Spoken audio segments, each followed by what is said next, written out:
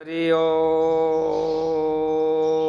सहनाववतु सहनौ भुनक्तु सह वीर्यं करवावहै तेजस्विनावधीतमस्तु मा विद्विषावहै। ओम शांति शांति शांति। वेदों का दिव्य संदेश आत्मबल के विषय में श्री राम आचार्य शर्मा जी ने वेदों के मंत्रों पर बहुत व्याख्या विस्तार से लिखी है। यजुर्वेद में लिखा है, मनुष्य अपना जीवन लक्ष्य प्राप्त करे, इसका एक ही उपाय है और वो है सद आचरण। हम धर्म पर चलते हुए 100 वर्ष तक जीने की कामना करें, लंबी आयु जियो, स्वस्थ जीवन जियो, लेकिन आचरण आपका सद होना चाहिए। सद आचरण के साथ जियो, दुराचार न करो। मनुष्य का जन्म और पुनर्जन्म दोनों ही उसके कर्मों और कर्म फल के आधारित होता है। कर्मों से जन्म और जन्म से कर्म, कर्मों से जन्म, जन्म से कर्म, ये चक्र चलता रहता है। जन्म से मृत्यु तक जब तक ये शरीर है, जीवित है, जीवन है, तब तक कुछ न कुछ सांसारिक या मानसिक शारीरिक कर्म होता ही रहता है। बिना कर्म किए रहना बिल्कुल असंभव है। मनुष्य जीवन तो कर्म करने के लिए मिला है। वो बात अलग है कि कर्म सदकर्म हो या असदकर्म हो, शुभ कर्म हो या अशुभ कर्म हो, वो अपने ऊपर है।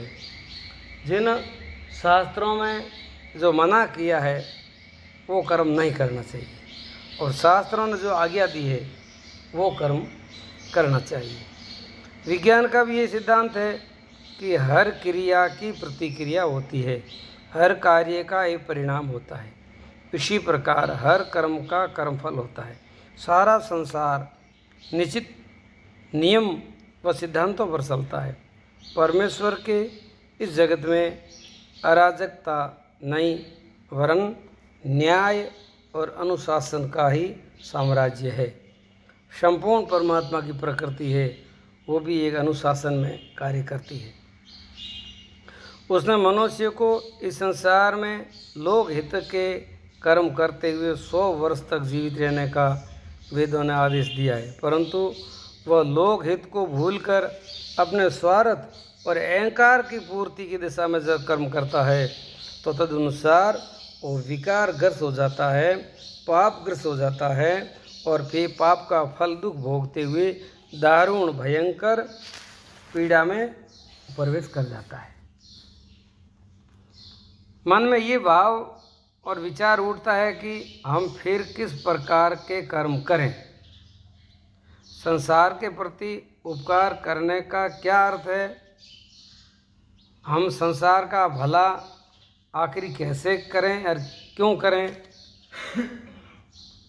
वास्तव में बात यह है कि ऊपर से तो हम संसार का उपकार करते हैं, परंतु असल में हम अपना ही उपकार करते हैं। दूसरों की भलाई में हमारी भी भलाई है। संसार की उन्नति में ही हमारी उन्नति है। प्रत्येक कर्म करते समय हमारा ये सर्वोच्च उद्देश्य होना चाहिए कि यदि हम सदैव ये ध्यान रखें कि दूसरों की सहायता करना एक सौभाग्य है, दूसरों की मदद करना, दूसरों को सहारा देना, दूसरों का हित करना, ये हमारा सौभाग्य है, ऐसे समझो।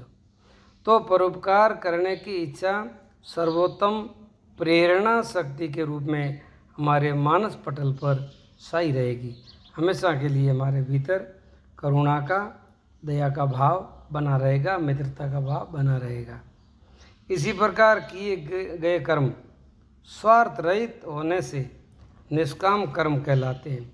वही कर्म जब हम सकामना भावना से करते हैं तो हम उस कर्मों के बंधन में बंध जाते हैं, और वही कर्म जब निष्काम भावना से किया जाता है कि हमारा कर्तव्य है, कर्तव्य की दृष्टि से किया जाता है, और न तो उसमें कोई स्वार्थ है और न कोई अभिमान है, ऐसा जो कर्म किया जाता है वो कर्म भी निष्काम कर्म हो जाता है, कर्म योग बन जाता है। और उनकी सफलता अथवा असफलता मनुष्य को न तो अहंकारी बनाती है और न दुखी बनाती है, अपितु वह ये समझता है कि असफलता केवल ये सिद्ध करती है कि सफलता का प्रयास पूरे मन से नहीं हुआ। जब हम कोई भी कार्य करते हैं, कर्म करते हैं, अनुष्ठान करते हैं और उनमें सफलता नहीं मिलती है, तो इसका मतलब क्या होता है? इसका मतलब ये होता है कि आपका अनुष्ठान, आपके साधना पूरे मन से नहीं हुई है और पूरे प्रयत्न से नहीं हुई है। करने में आपने प्रमाद किया है, आपने ढील की है, इसलिए उनकी सफलता नहीं मिल रही है। वह पुनः दुगने मनोयोग से कर्म करता है, फिर दोबारा वो पूरी ताकत लगा करके करता है, पूरा प्रेम लगा करके करता है, पूरा जीवन उसमें लगा देता है, तो उसमें सफलता मिल जाती है। कभी तो जल्दी सफलता मिलती है, कभी सफलता जल्दी नहीं मिलती है। उसमें निराश तो नहीं होना चाहिए, घबराना भी नहीं चाहिए, भयभीत भी नहीं होना चाहिए कि यार हमारा समय फालतू बर्बाद हुआ, मिला कुछ नहीं, हुआ तो कुछ नहीं, फालतू समय खराब किया। ऐसा कभी निराशा का विचार नहीं करना चाहिए।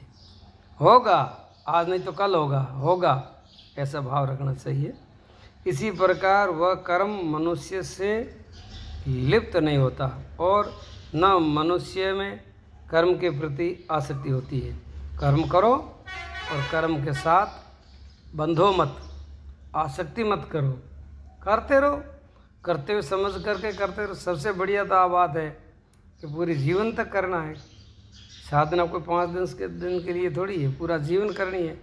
प्राणायाम पूरा जीवन करना है, ध्यान पूरा जीवन करना है, जब निष्काम भावना से पूरा जीवन करना है, सेवा पूरा जीवन करनी है। तो इसमें कोई समय की बात थोड़ी है कि भाई इतना दिन करेंगे फिर नहीं करोगे क्या। साधना जीवन में अपना जीवन का एक अभिन्न अंग हो कि मैं जब तक जीऊँगा जब तक सारे के सारे सद आचरण निष्काम भावना से करता रहूँगा, साधना निष्काम भावना से करता रहूँगा, सेवा भी निष्काम भावना से करता रहूँगा, और जो करूँगा उसका मैं अभिमान बिल्कुल भी नहीं करूँगा। अहंकार करने से साधना सारी निष्फल हो जाती है। और ऐसे निष्काम भावना से करने से आपके अंदर क्या फ़ायदा होगा? आपका अंतःकरण की शुद्धि होगी, आपके भीतर के मल विक्षेप आवरण है उनका नाश होगा, और फिर आप ज्ञान के अधिकारी बनोगे, आप परमात्मा के अधिकारी बनोगे। इसीलिए वह केवल अपना कर्तव्य समझकर ही पुरुषार्थ करता है। कर्तव्य मेरा, नियम फिर क्या, कर्तव्य मेरा, जीऊँगा जब तक करूँगा। जब अपना कोई स्वार्थ नहीं होता है तो आत्मवत सर्वभूतेषु की भावना बलवान होती है। सबके लाभ में ही अपना लाभ उनको दिखाई देता है। दूसरों का भला ही हमारा भला है, ये खास बात है। दूसरों का भला करना ही ये, इसमें ही हमारी भलाई है। दूसरों को सुख देना ही मुझे सुखी होने का उपाय है। दूसरों को सुख दे करके मैं सुखी हो सकता हूँ। आप सुख भोग करके सुखी नहीं होंगे, दूसरों को सुख दोगे तो सुखी होगे। संसार में जो भी सुख सुविधाएं उपलब्ध हो उनका स्वयं ही उपयोग करने के स्थान पर आपस में बांट कर करें, दूसरों को आनंद दें, दूसरों को सहयोग करें, दूसरों की सेवा करें। जगत को इसी प्रकार त्यागपूर्वक भोगने से अपने समस्त कर्मों को ईश्वरीय कर्मों में नियोजित करते रहने से वह कर्म कभी भी बंधन कारक नहीं होगा। ऐसे निष्काम कर्म करने वाले ही संसार में श्रेष्ठ नर रत्न कहे जाते हैं। अतः मनुष्यों को सदा के लिए अनासक्त भाव से सदाचरण पूर्वक त्याग पूर्वक सत्कर्मों का अर्जन करना चाहिए और जीवन परमात्मा का है, परमात्मा की शरण में समर्पित करते हुए ये जीवन जिए। ये जीवन का लक्ष्य है और एकमात्र यही इनका उपाय है। बोलिए सच्चिदानंद भगवान की जय हो। ये वेदों का जो संदेश है ये मनुष्य मात्र के लिए कल्याणकारी है। कोई भी व्यक्ति इनको जीवन में धारण करके अपने घर परिवार समाज को श्रेष्ठ और पवित्र बना सकता है। और इसमें किसी को भेदभाव किए बिना सर्वजन हिताय और सर्वजन सुखाय की भावना से वेदों का आदेश है। बोलिए सच्चिदानंद भगवान की जय हो। हरि ओम। अरे ऊपर तो थोड़ी सी तो को तो की हो बंद तो कर दो तो काल तो न थोड़ा मैंने पूरा बंद करे पीछे तो कर दो यार हमें की है।